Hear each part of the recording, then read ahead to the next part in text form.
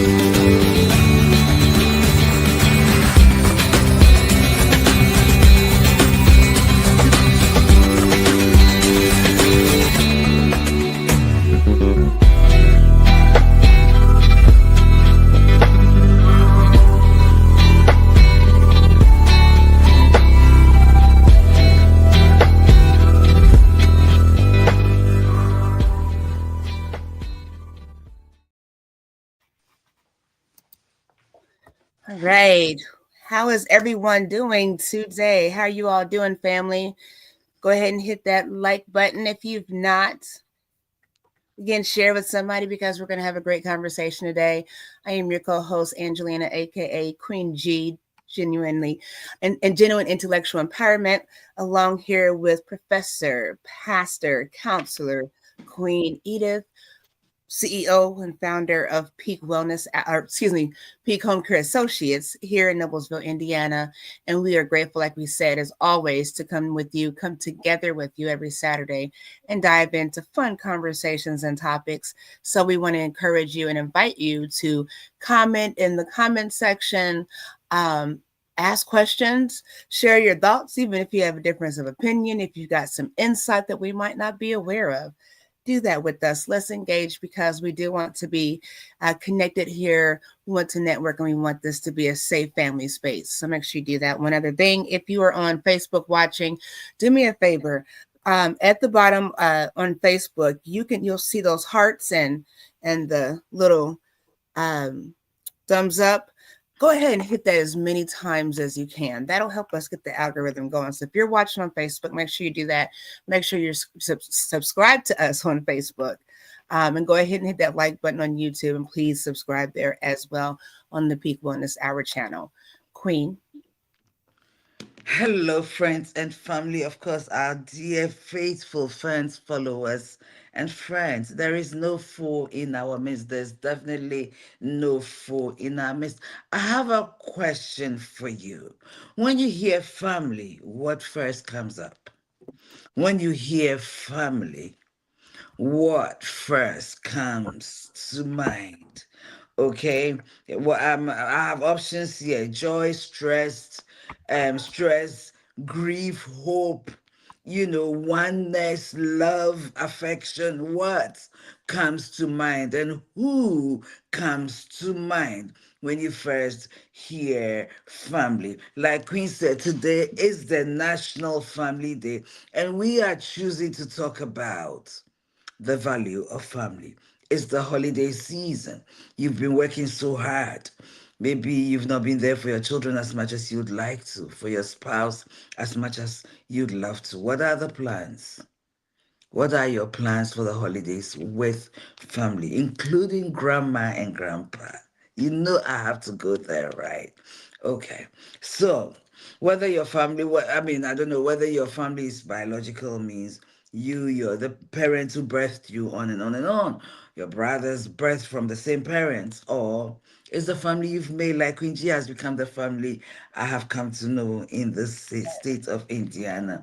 Okay, whether they are biological, blended, chosen, or recovery community, what is your family?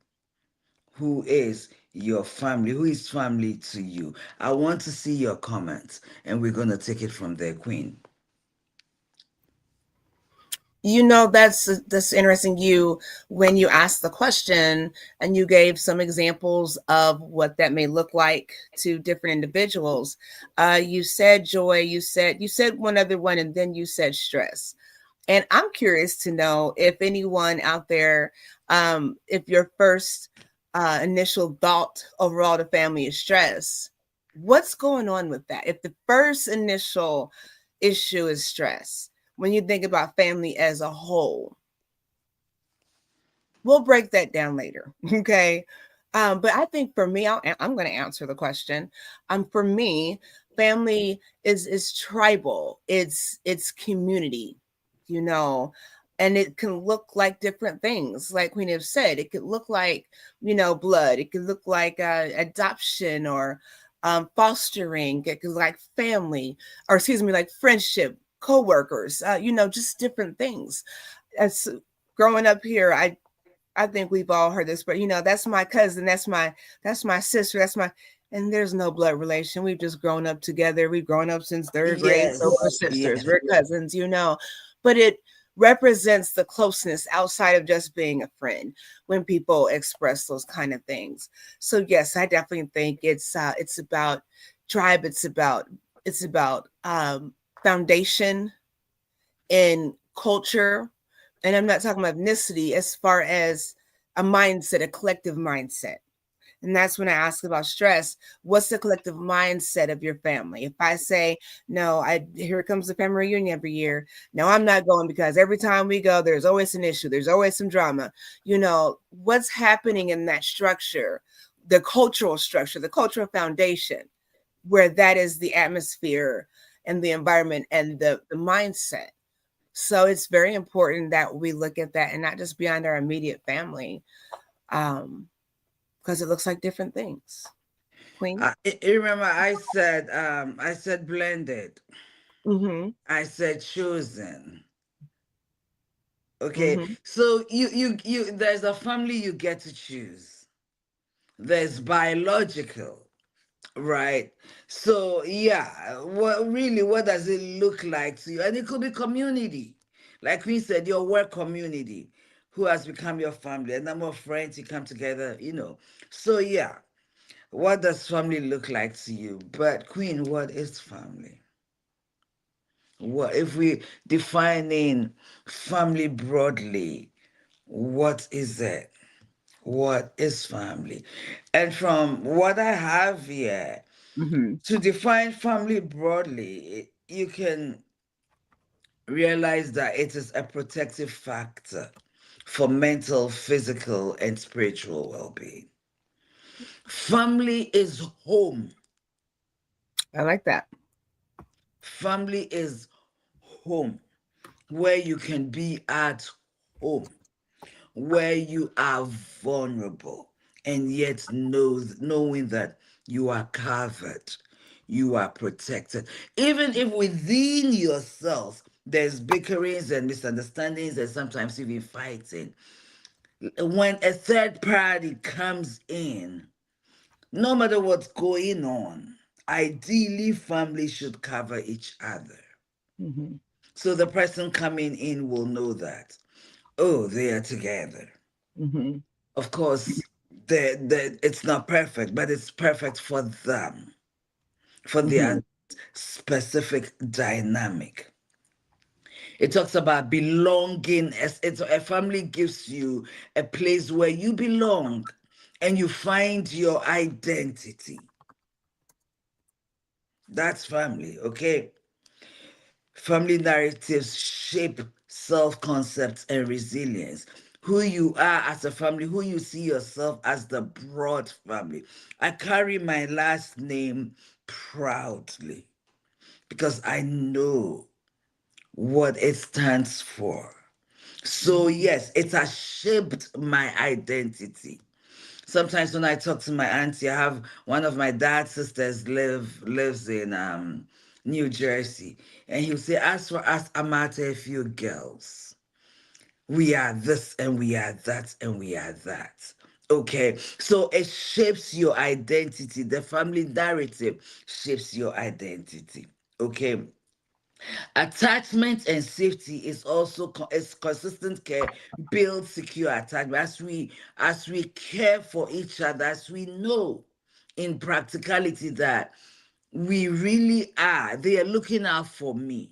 I can run back to them and I'll be secure. They won't bite my ears off. They won't bite my head off. It gives me a level of security, a sense of security. In psychology is called attachment security. There are different types of attachment, but it gives you a sense of security to Mhm. be yourself.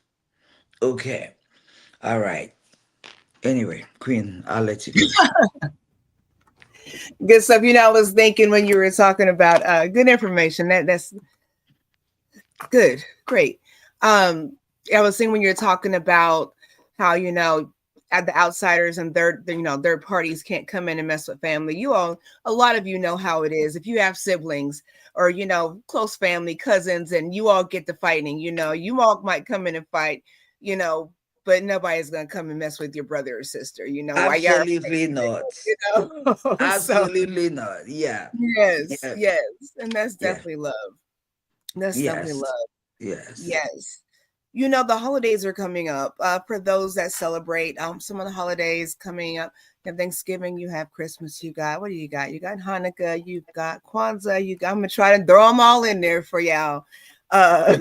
So y'all, yeah, whatever else is going on. But think about how often we get together for holidays. And so we talked about last week about money, how much money we spend. You should be sick. I get sick. I used to get sick when I spend so much money on Thanksgiving, all this money. And we over here, we tend to cook everything and might bring a little stuff here, sodas, or my son makes amazing deviled eggs. He always has to make those one. Yeah. So just certain things, but it's a lot of money spent for one day. And then we get together, we're all stuffed in this house like turkeys, but then we don't communicate after. It's few, far, and in between. You go to grandma's house and the whole family is there for Christmas, but we don't talk again after that. We haven't talked forever. So think about that. We reverence these holidays, but we kind of miss the importance of giving thanks to family in the form of gratitude by way of your expression, calling and checking on somebody. Nobody's asking for Christmas gifts and none of that. So just call and check on somebody. You're not invited to Thanksgiving. There might be a reason, but call and check on somebody. Don't be mad about it. You probably didn't want to go anyways. You know? So just do your due diligence. A lot I'm gonna let Queen Edith talk about all the ruckus going on in the world and why it is important to connect. But it is, and we have to get past old things. I don't think we should be disrupting the holidays for those that celebrate it with your nonsense and coming with that. Call somebody first before you show up at Thanksgiving, uh, non sober minded, and make a fool of yourself because something that happened last Thanksgiving that you didn't get to resolve. Mm, Okay, mm, mm, okay. So mm. let's think about that, Queen. I'm going to continue what I'll say, and then we'll bring it all together, right? Mm-hmm. So our behaviors too. Our behaviors. We share routines. We share every family has its culture, right? there's this family culture, and it includes the way we cook things. Okay, in some family, everybody will use their grandma's recipe for maybe the stuffing or the turkey, or their shared cultures. And Mhm. the faith we all may tend to be going to the same church. My grandfather was a staunch Methodist, and he was the choir leader, right? And all his daughters and some of his sons are in the choir, Methodist choir. All right. We had to go to Methodist, all of us. It's a Mhm. family culture, okay? And his children were also robing with him. Okay. So all those things, you realize that we share also some traits of some diseases, some sicknesses. Okay. Some diseases, you find them in the family line. That's why when you go to the hospital, they find out about your health history. Mom, dad, family member get, they want to know that, because there could be the possibility that if your mom had it, your grandma had it, maybe you would. So they find a way to nip it in the bud before it becomes a problem. So I want to ask our social media family, a question.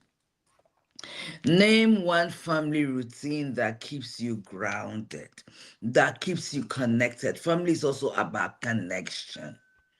Family is also about connection. We all have the same grades. There's a connection there. We love each other. That's why when Queen said we come together for Thanksgiving, we spend all this time doing whatever it is we do, eating, cooking. It's not so much that the value of money is greater than the value of family.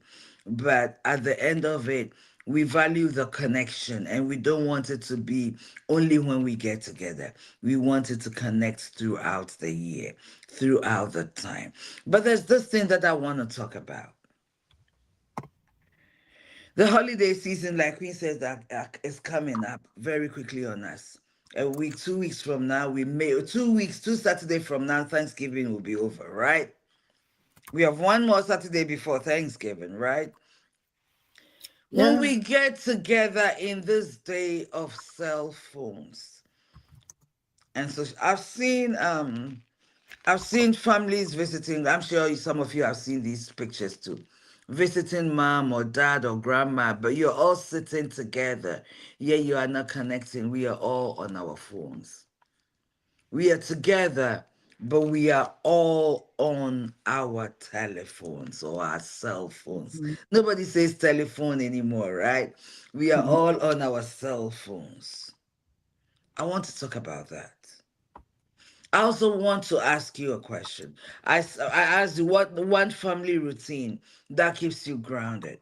In your home, everyday living, what is one family tradition that brings all of you together at least a number of times a week?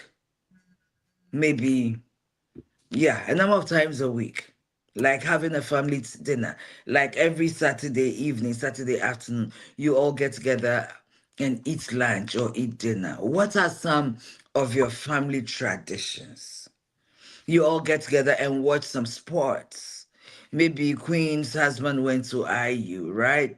And IU is playing. Every time IU is playing, we all know that we're going to King Kevin's house. All the children, we are coming to King Kevin. IU is playing. We're coming to support our Mhm. uncle or our brother. What are your family traditions? Do you have one? And if you do, what is it? I want to know. Please share. If anybody's writing, we want you to share. But whilst you're doing that, one thing I've come to learn is that family is a system. Mhm. The family is a system. We are all systems in a greater system. Okay. And in plain language, in systems, there's the hero, there's the mediator, and there's the scapegoat rules. Spoken or unspoken. They are triangles. How stress, substances, and secrets shift roles. So when I say triangles, we all look up to somebody, first of all, as the hero of the family. I think that in your home, your husband is the hero of the family, right? In your extended family, maybe at this point, grandma is your mother is the queen mother. She is the, we all have a hero in the family. Mm-hmm. Okay. And their rules, some of them are spoken, some of them are unspoken. And what we may not know is that they are triangles. So you find out that, let's just say I'm part of Queen G's family. When something goes on, I'll call Quincy. Did you see what Uncle Peter did today? Did you see that? Did you see that? And then so there are three of us. It's called a triangle. With the three of us, this triangle, we talk, we click. We form these cliques. There's so many triangulations, so many cliques within the family as part of the system. Okay. Ah, yes, as part of the system. What systems go? What is your family system? What systems go on in your family? Who are you closest with? Who do you gossip about? Who don't you like? When family gatherings, you're getting ready to come together for Thanksgiving. Who are you dreading? Oh my God, Uncle Peter is coming. Oh man, listen, Angela invites me to her family dinner or whatever. Listen, Edith, my uncle, this uncle, his name is Peter. He likes every girl. Be careful. Be careful how you deal with him. So we Mm-hmm. begin to pinpoint and tell our friends so they know what to expect so we don't think less of their family. What are your traditions? Who are you closest to? Who do you gossip with? Who do you gossip about? And that's the scapegoat. Who is the person who is always the problem person in the family? Mm-hmm. Did I we want to get say any this. comment? Yeah, I do want to say something really quickly. I want y'all to stop inviting Uncle Peter to these events. Okay? Stop inviting Uncle Gross Peter to these events and whispering about Uncle Peter and his inappropriate behavior. Nobody should be saying, keep your kids away from Uncle Peter because he's coming Mm, to Thanksgiving. mm, mm. Uncle Oh, Peter should not be at Thanksgiving. Okay? If y'all want to go to Uncle Peter's house, Uncle Peter should not be sitting at Thanksgiving with the family and the kids, the children. I'm going to say that. Queen, you raised an important point, but there are Uncle Peters who we don't know. Mm-hmm. But if you're whispering about him, somebody does know. Yeah, I'm See what I'm talking about the saying? ones we don't know. Mm. The Mm-hmm. Nicodemus Peters. Let me give you a typical Mm-hmm. example. And once again, I'm going to put myself out there. Um, and I'm glad my parents are dead because to this day they don't know. I never said anything.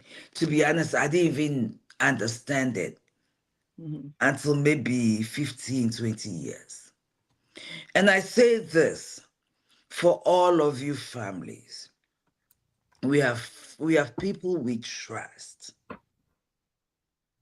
and yet they have a hidden character traits that we haven't seen yet because we don't see them often and we are not close to people, other people who may be close to them.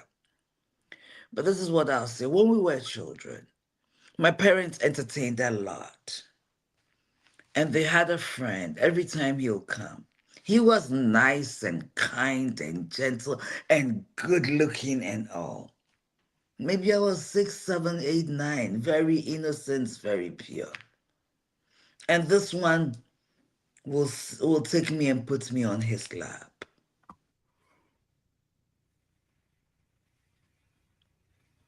and will do things to me. I'm not talking about the act Mm-hmm. of sex, but I'm talking about the different things Mm-hmm. around it. To a 7-year-old girl, sits the 7-year-old girl and rub her on your staff.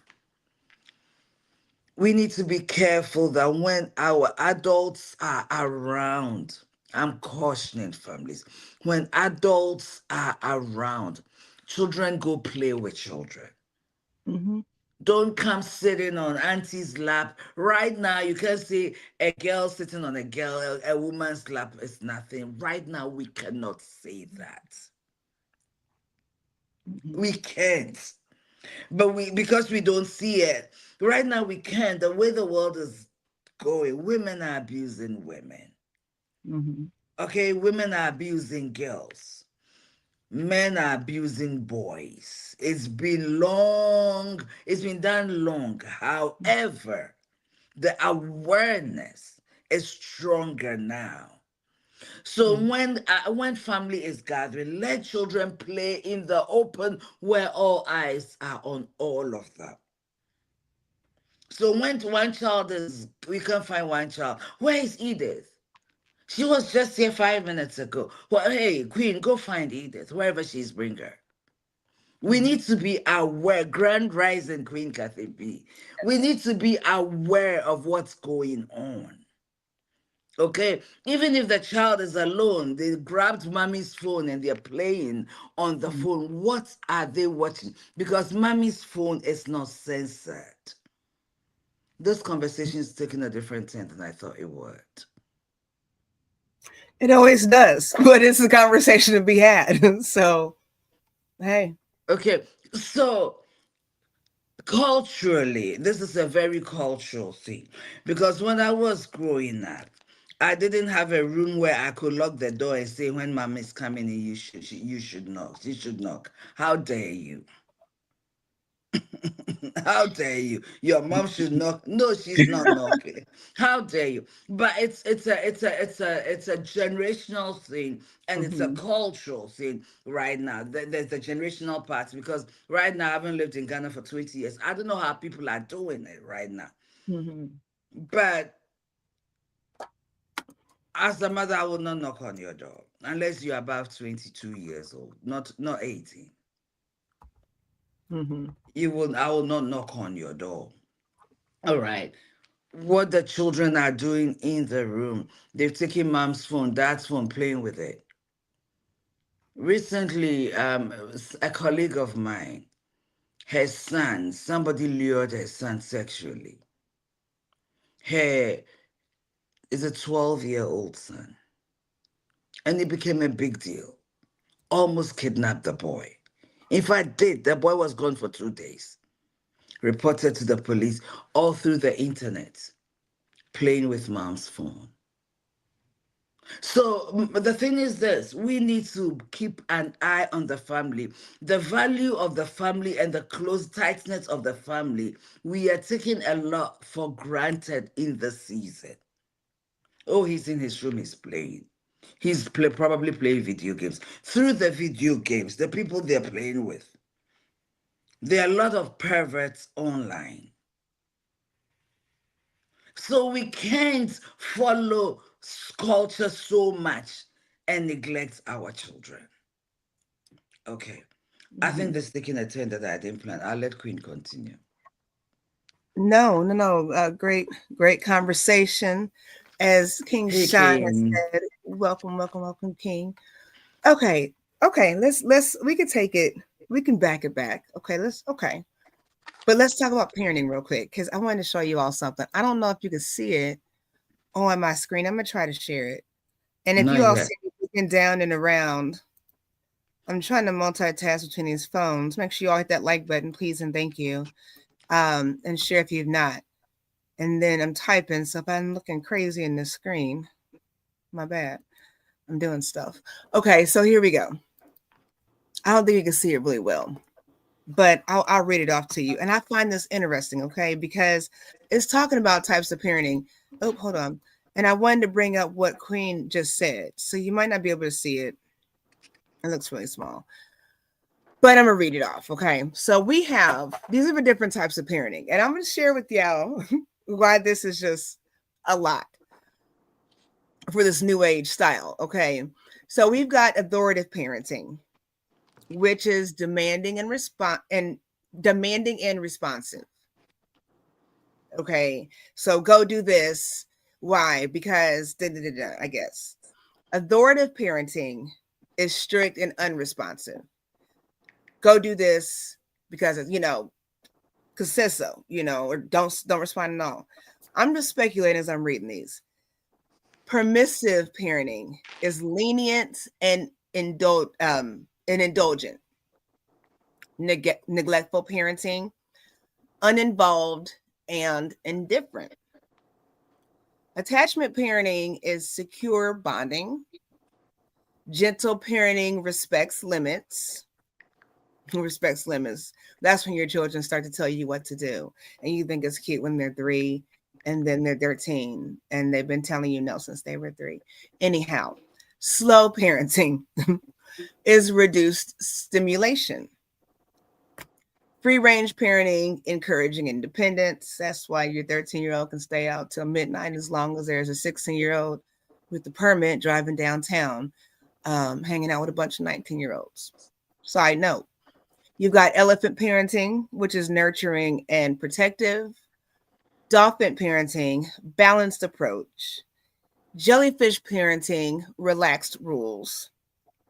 Tiger parenting, high achieving focus. Mindful parenting is intentional awareness. Toxic parenting is harmful and abusive. And then the last one is narcissistic parenting, which is self-centered control. Now, there are a few negative ones like the narcissistic and the toxic. Let's see, was there any other one? Those are the big ones. But when I was growing up, my point to sharing this with you all is when I was growing up, I'm sure, Queenie, if you could say the same thing, your parent was your parent, okay? Your elders are your elders.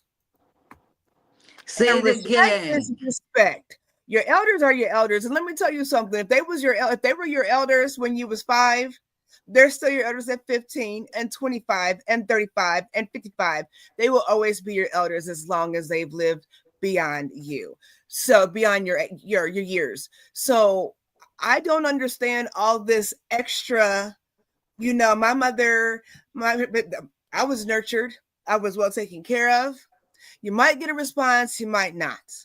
But I tell you what, if you breathe in under your breath and talking crazy under your breath, it might look toxic, but it's saving your life. The shoe to the back of your head is so don't have to get up and lay praying hands on you. So all these different things we're doing, we have got to stop acting like our children. These children are our friends. There's a lack of guidance. There is a lack of discipline, which leads to a lack of support and accountability and growth in the youth. We have got to stop doing this. Why? I know we're a blended family, so I don't want my husband disciplining my children because they're not his children, but y'all are married. But you don't discipline. So now this man, this husband, this king, this leader is allowing you to raise children that are unruly. And when they don't respect him, they're not going to respect you as a mother. Do you see what you're setting up? All these weird things that we do to justify why we can't parent these children. I don't want to say our children, these children. Because I remember the days, and I'm going to stop here. I remember the days when if I got in trouble, if I'm in trouble, the neighbor is calling. Now, I didn't have neighbors that, would physically discipline or, my husband would tell you growing up, he's some years older, but, if Mr. whoever next door caught you, he might give you a tap on the butt and send you home and tell your mama, and it's going to go, so, but if I got in trouble and it was found out, there's a phone call. The neighbor's calling. I see her doing this. I saw her doing that, mom's coming. Now I got to wait. I think I told you all this before. Now I got to wait a few days for my aunt to come. You all seen my Queen Aunt Gloria Carter on here. Got to wait for her to come. My grandma's coming after service. I didn't got in trouble Monday. Here comes next Sunday after service. I'm in trouble for something I did on Monday. But if I say something to your child, hey, Queen, Edith, get your son. He out here cursing and carrying on. Not my baby, not my son. Nah, that must be your kid. Okay. Okay. Okay. Okay. Okay. Okay. When we play, we do something wrong, and we see any elder coming, we stand at attention. That's the community I grew up in. Mm-hmm. You don't say because your mom is not there, Mm-hmm. no other parent, you will disregard any parent. It's not true. Mm-hmm. It's not true at all. Nope. Nope. And the question is this. Queen, you raised a very important point. Parents are becoming their friends.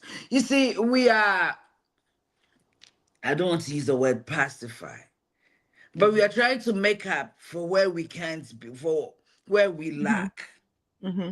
And in the process of making up, we become laxed or too relaxed. We become too relaxed, and children tend to have their way. And children will always push the boundaries. Mm-hmm. Okay, they will try to push the boundaries. The more you let them, the further they will push your boundaries. So if you are not solid as a parent, we're talking about parents and we're not talking about family, but I guess it's part of it, right? Yeah, it is. Yeah, because our children wind up having their own families. This is a generational. This is a everybody thing. Yeah, it ties in. Go ahead. So the thing is this: if you are not firm in the boundaries you've created, you end up becoming a loose mother or a loose father. Mm-hmm. Your children will end up having their way, and they know they will have their way. So now they become responsible adults, and they are at work or they are in places where the rules are firm. They are Mm-hmm. not having their way anymore. Why are we teaching our children to have their way anyway? You see, the different styles of parenting, I can see where every style, or almost every style, some of them are really wrong, but almost every style will fit a certain age category.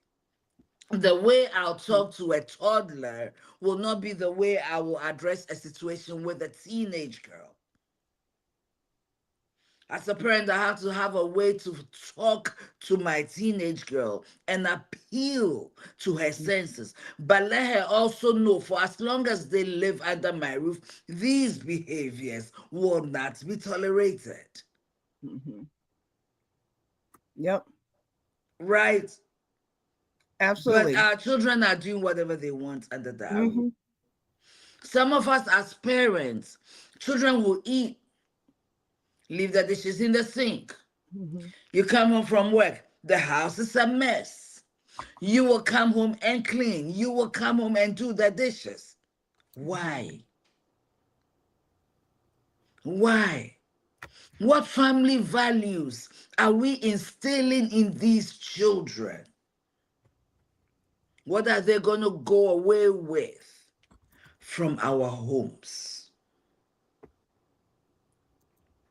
As a child, I think I've said it. As a child, I did not like my mother because she was so strict and rigid. Like, it drove me crazy. But as a mother, she became my best friend. When I became a mother, my mother became my best friend. I started appreciating the things I did not appreciate about her when I was younger. Will your children say the same thing? Or you live to please your children as a parent?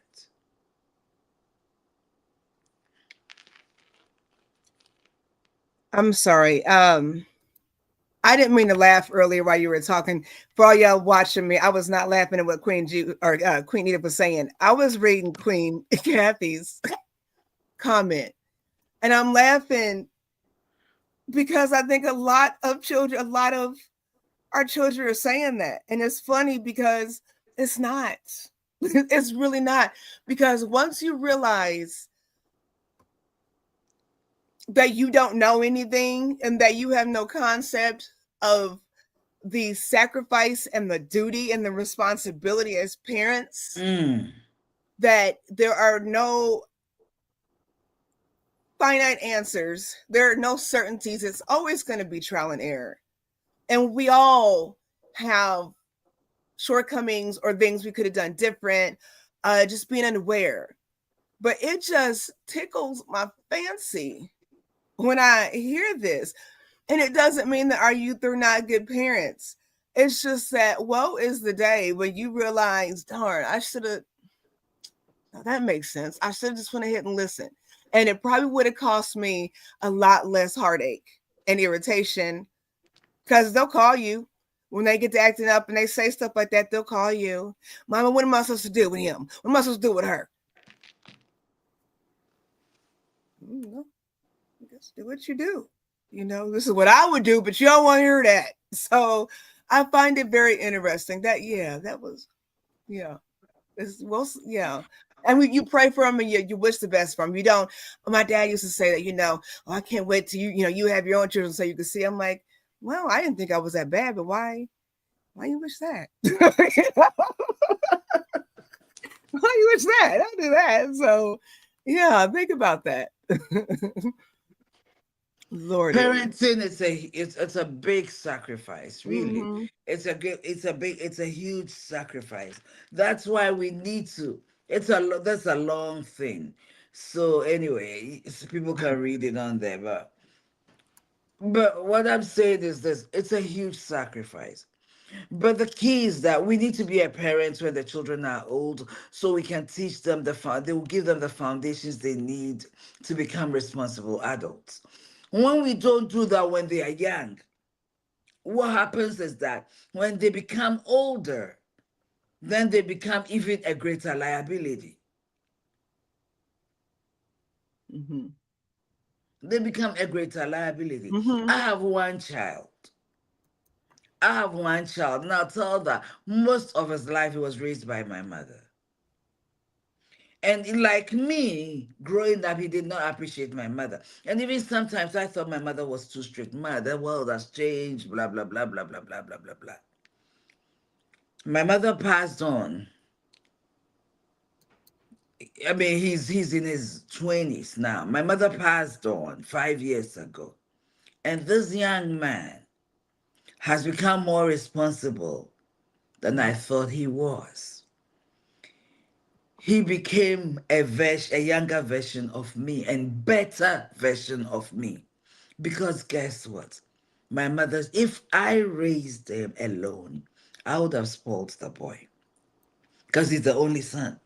And that's the thing. And then today, I will have problems because he's an adult and he's not responsible. Because, mom, that's what we do. We do everything for our children.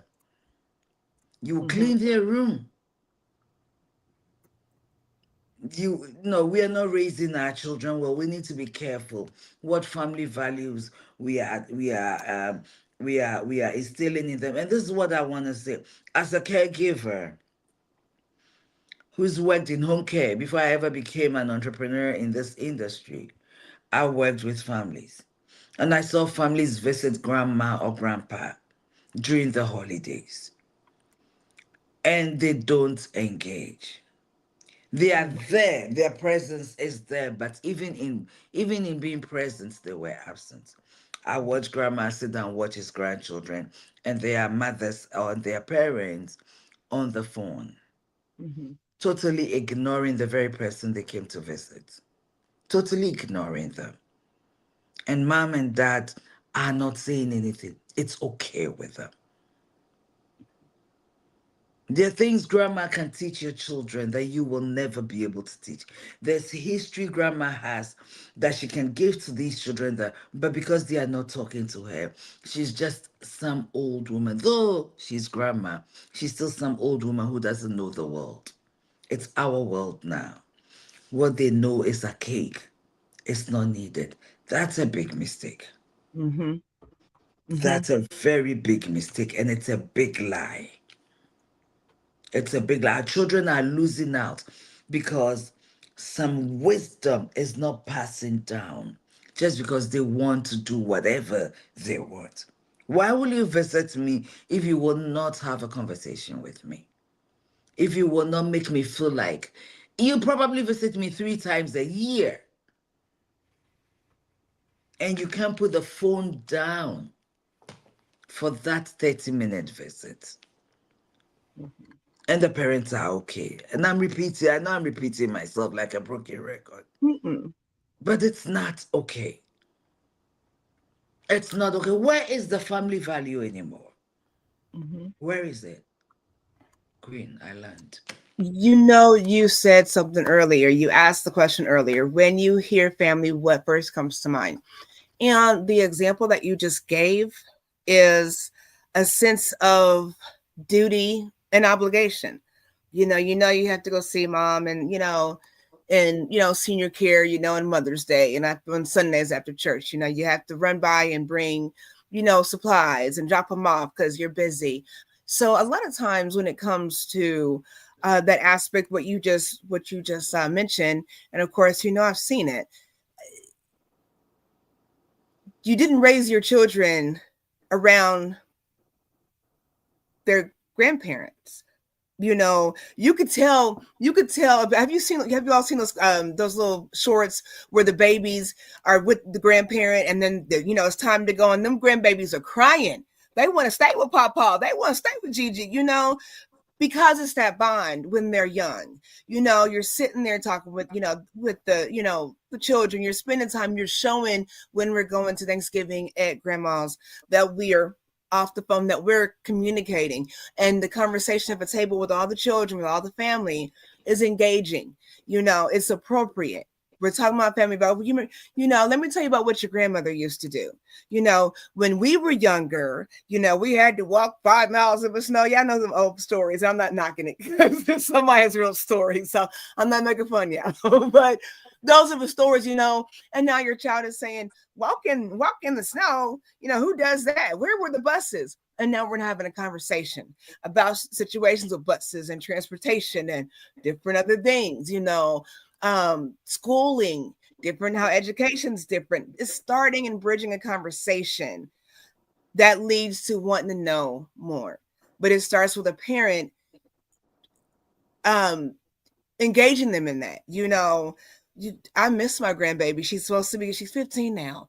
She's out of state, but she's supposed to be coming for the holidays, and I'm super excited about it. And I thought about the other day, and my king and I talked about it, and I was trying to take my vacation time around her, but things were just kind of I was still up in the air, I guess. And so I went and took my vacation time, but just planning around that, it's a big deal to me because we don't get to see her like that. We don't get to see her, for all the holidays. She's only a couple hours away. It's not that far, but we didn't. And she calls all the time. She'll call her papa before she call anybody. But we didn't get to raise her like that as a baby. So it's a difference. So we try to get that in when we can, because it does mean something, because we want to instill those stories. And when we get together, we talk about, your daddy used to do this, your auntie used, and we share those stories. So that's just something to think about. Yes. Go ahead, Queen. King Roadster says that's a major that has to break it. Yeah, yeah, Queen, that's rough. But yes. Yeah. Mhm. Family, when you think about family values, the word family, some of the things that come to mind. Okay, Queen, you said something about duty and responsibility. It's all part of the family. It's all part of the family story. It's Mhm. so important. There's something, every family is peculiar. And one of the things I want to talk about is language. Mhm. Every family has a language. In my family, the language was my mother's eyes. You look into my mother's eyes, you know what she's saying, straight up. But there is a language we all need to know, that when this goes on, or maybe nobody or somebody says something, it's a word that everybody understands, but to this family, it means something different. And as we raise our children around our friends and their aunties and their cousins and all of that stuff, what is the language we are giving them? It's okay to gossip about that auntie in front of your children. Listen, let's be careful what we are doing. Children are a gift. Mm-hmm. When I had my son, my father said to me, children are a gift. Yes, the issue of language. Children are a gift, okay? They are on a gift on loan to you from whoever gave them to you. And trust me, it's not because you and daddy or you and mommy, came together intimately. That's why a child came. That you came together and the child was brought in as a gift. There are no coincidences in life. The child comes with an assignment. Mm-hmm. Our job is to raise the child in a way so that they will discover what their assignment is. And one of the languages we give to our children is, you do what I do. We never take the time to get to know these children for their assignment. Mm-hmm. Right. So a 2-year or a 3-year-old is playing with this toy. He likes to break the car down and try to fix it. What do we see? What do we see in them? And when they grow up and they're straying from that passion they grew up with, they brought into the world. Mm-hmm. Because at some point they lose the sense of who they are. Okay, and we said that one of the things that family does is give you identity. What identity are we giving our children in our homes? Mm-hmm. They came with something. Are we nurturing it? Mm-hmm. Are we pushing them into all directions? I've heard a parent say that I want my children to choose their own religion. True. But until they get to that age, my religion is their religion. So, what is the language in the house? The language is that we can do whatever we want to do. We can push mom's boundaries, we can push dad's boundaries, and there's nothing they can do. Mm-hmm. And the other thing is that the language between husband and wife, I'm telling you, children, they are impacting children. I don't want to say this, but if you're in a marriage and the relationship is so toxic Mm-hmm. and the children are watching, you are not doing your children a favor saying, I'm staying because of the children. No. Mm-hmm. Because I've seen a lot in the work that I do. Some some now adults are where they are because of what they saw in their parents, and they haven't had a chance to process it. So what language are we coming? It's also okay to be miserable and mean and let daddy abuse you or let mommy abuse you and all of that for the sake of the children.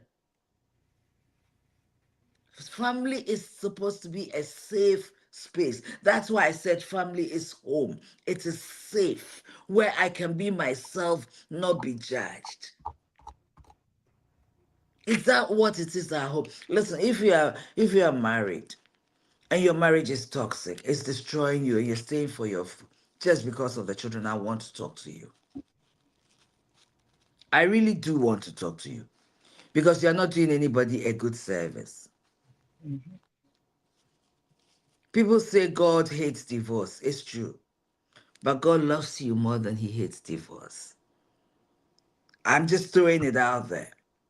I'm not advocating divorce. But there are some circumstances, you're being beaten, your life is at risk. No. Your children deserve better than that kind of Mm-hmm. environment. So let's be careful. We've had children with somebody. They are our husbands, or we are living together, or whatever it is. But that relationship is so unhealthy. Remember that it's an environment your children are growing in, and they are watching what you are not saying. They're reading in between the lines of what you are saying. Children are perceptive. Let's not do our own things and blame it on God. Mhm. There's a reason we've been given wisdom or knowledge. Applied knowledge, properly applied knowledge is wisdom. So when we talk about family values, what is your family value based on? What are the principles upon which your values came to be? Who are you in the family? How safe do you feel at home? Your children, are they growing up in an healthy environment? Family. Some families are toxic. They are biological. They are toxic. You can love people from a distance, but you need to have those boundaries for your home, for your family, and do whatever it takes to make sure that the future generation coming out of you are protected, they're safe, and they feel secure enough to go out and build healthy lives themselves. This is definitely a mixing pot. This family thing is a mixing pot. Marriage has come in, parenting has come in, relationships have come in, boundaries have come in, environment has come in. All of that make family. So family is a huge thing. And we've mixed everything up and brought it to you. But if we're going to take it a bit at a time, talk about the relationship between husband and wife and its impact on the children, how it affects the atmosphere of the home. And we blame it on God. What are your family values? And on what foundation is the values based on?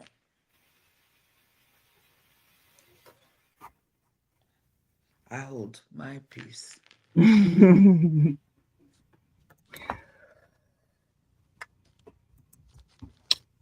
Great conversation as always. So much to dive into. What do you all think? I tell you what, we've got a group of people in the digital building. Put in one if you've enjoyed this conversation. If This you is didn't, Speak you can put Well it this too. hour, right? It's the Yeah. wholeness of the Yes. person, right? It's the wholeness. We talk about the people holistically, life holistically. So it includes Yes. everything. And maybe we'll break down the thing on marriage because my passion is marriage. Absolutely. Marriage and family. I'm an MFT. My passion is marriage. And the family begins with the man and the woman, in my opinion, and whoever their higher power is. For me, it's God, the creator and the possessor of the heavens and the earth, the one who instituted marriage, who instituted family. Family is husband and wife first, before children. So when we are not getting it as a couple, when we can't talk as adults and come to a safe, healthy compromise, then what family are we building and what are we bringing children into? Because we become our environment. Am I wrong? That's what we say.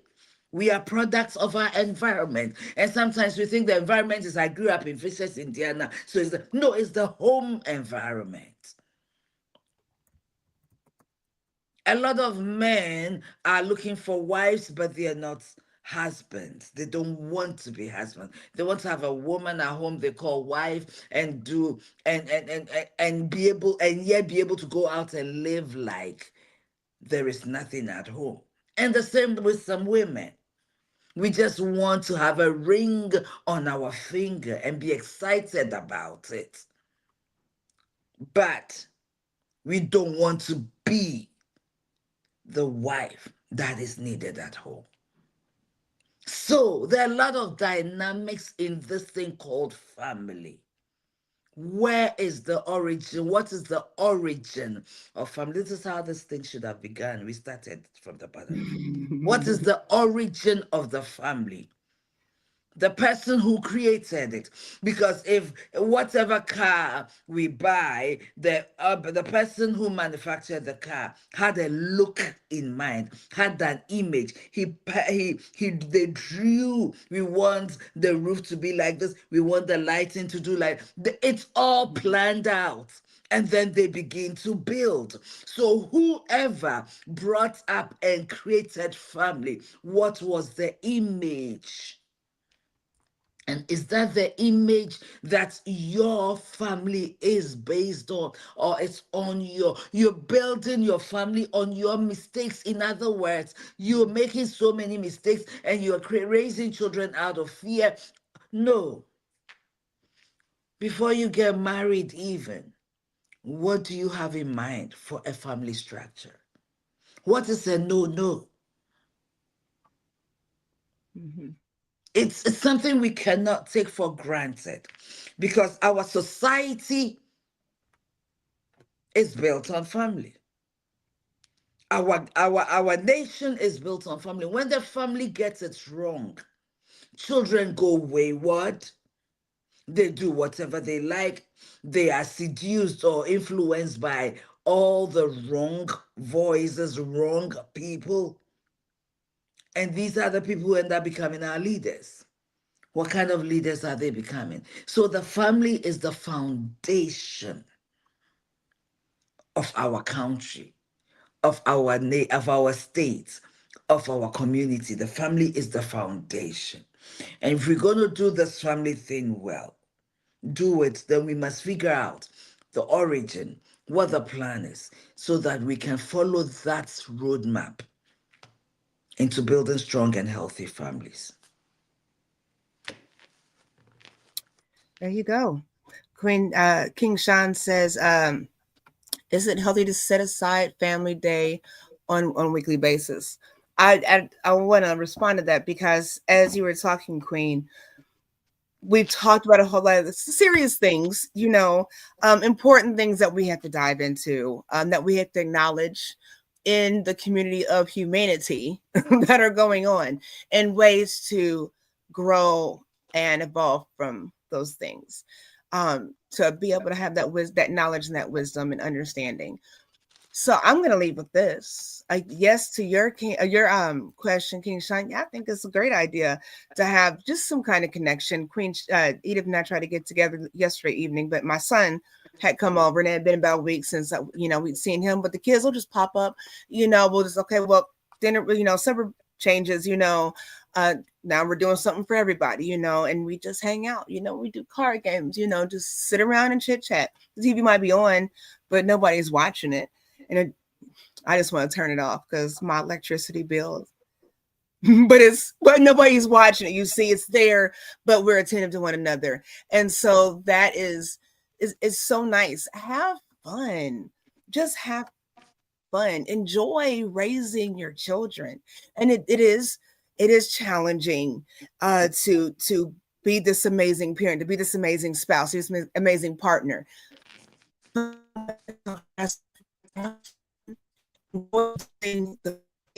value by your family. You're busy working all the time. You're overwhelmed. This is going on, that's going on. When you stop and take a break, don't be complaining about why you're so busy and you don't have family time. Just enjoy the time you have, because we don't get to, it's only short lived. Our children are going to grow up. They're going to have Yeah, their own children. They'll yeah, come in few far and in between. You'll be yeah, waiting for a call. No, I didn't call him.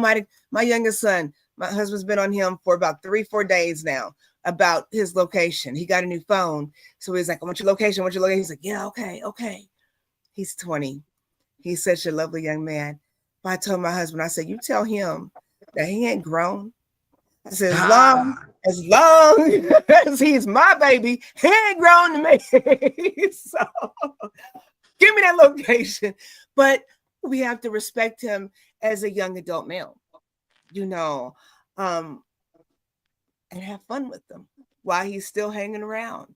So enjoy the moments that you have with your families. If there is strife, talk about it, write it down, go outside, put your pillow in the face, scream, and just release it. Is it that serious? Let's enjoy our families. Again, for all those that celebrate the holiday season and beyond, there is no reason to have um, specific days and momentums to celebrate one another. So call somebody now, y'all. When y'all get off of here, y'all spend what, an hour and 6 minutes with us. We'll say hour and 10 because Queen Eve's gonna take us out. But you spent all this time with us, and we appreciate it. We love you all for it. But since you spent a little over an hour with us, call somebody. Don't care how family they are, blood, friend, colleague, call somebody from church, somebody from school, call them and check on them and tell them you love them. And I get it. If you spend an hour with us, you probably don't want to call, that uncle, that aunt's gonna be on the phone for 2 hours with you, telling you about everything. I know, and I call my dad. I know I'm gonna set an appointment. I had nothing else to do because we're gonna talk for about 2 hours. So I had to set my time. So if you got a moment to just call somebody, tell them you love them.